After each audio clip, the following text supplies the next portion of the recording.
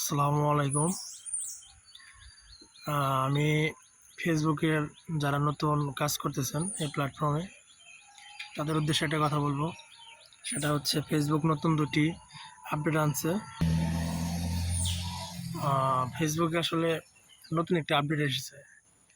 তো এটা হয়তো বা সবাই দেখতে পাচ্ছেন, আবার অনেকে দেখতে পাচ্ছেন না।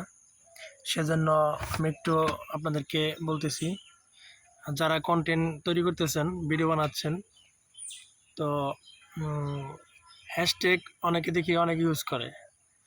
তো যে হ্যাশট্যাগুলো ইউজ করেন ওগুলো আসলে কন্টেন্ট রিলেটেড না।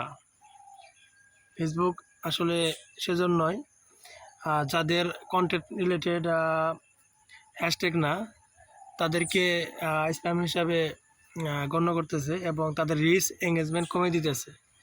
এতে আপনার আইডির সমস্যা হবে।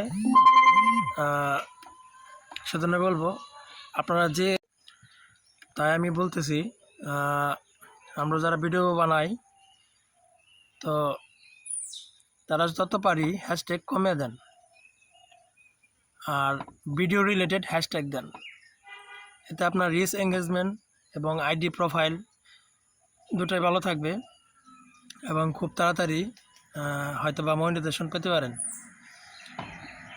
আমার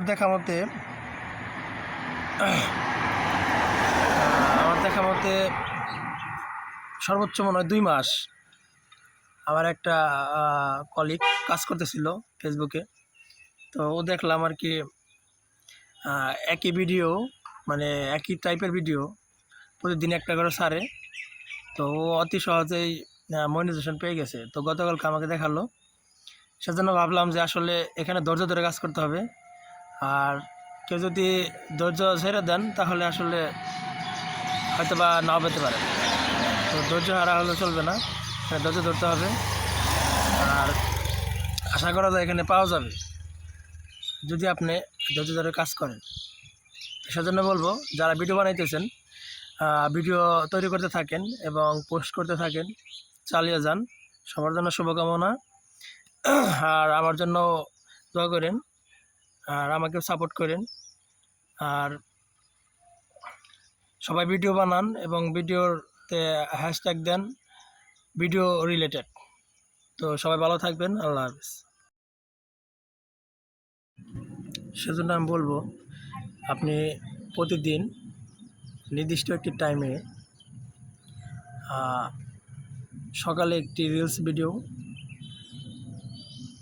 দুপুরে একটি এবং বিকেলে একটি, এবং লং ভিডিও যেটা 3 মিনিট প্লাস, এটি প্রতিদিন যে কোনো সময় একটি করে ছাড়েন আর একটি করে পোস্ট করেন। ফেসবুক বা স্ট্যাটাস যেটাই হোক একটা করে পোস্ট করেন। এতে ফেসবুক যে অ্যালগরিদম আছে সে বুঝতে পারবে যে না, আপনি ওদের রুলস অনুযায়ী ভিডিও তৈরি করতেছেন এবং ছাড়তেছেন। আর এতে আপনি খুব তাড়াতাড়ি মনিটাইজেশন পেতে পারেন। সেজন্য আমি বলতেছি যে ফেসবুক আসলে ধৈর্যের জায়গা। এখানে ধৈর্য ধরে কাজ করতে হবে। ধৈর্য ধরে কাজ করতে হলে কাজ করলে আপনি সাকসেস হতে পারেন। তো সবাই ভালো থাকবেন, আমার জন্য দোয়া করবেন। আল্লাহ হাফেজ।